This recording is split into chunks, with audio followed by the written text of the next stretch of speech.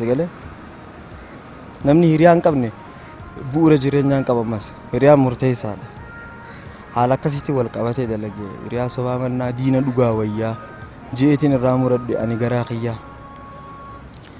Diina kee diinatti beeytaaf irraa hisni eeydaa hiriyaa sobaamtu barsi galaafata waan akkasiiti.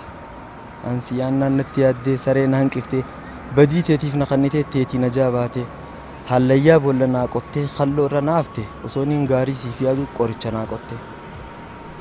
Hunda garaa koo agarsiisee qaaf miidhees anumaa qoreen dhoqqee keessaan na dirtus laaladhus obsumaa. Laala ergaa jabduun taachi keessa dabaruu jirtu takkaa jira. Bu'aan titiisa saahibuu raqarra siin dheeyxii bakka irraan hammaaramnetti fuutee si ganneeyxii jedha.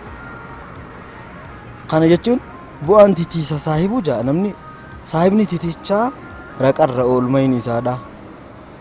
Sagalee titichi nama akka gara hin qabne jechuudha. Raqarra siin dheeyxii bakka hin taane si geessiti jechuudha. Bakka irraan hammaaramne fuutee si ganneeyxii jechuun bakka irraan fayyine dhukkuba irraan fayyineen sababa hiriyaa saniitiin qabamtee ganna qabtee hammaaramtu jechuudha. Sagalee ergaan isaa jabduun kana saahiba filadhaadhaa waan jiru tokko haala akkasirratti dalagan.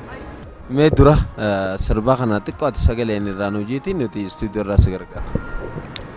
Hiriyaa sobaa mannaa diina dhugaa wayyaa jeetiin irraa muradhe ani garaa kiyyaa jeetiin irraa muradhe.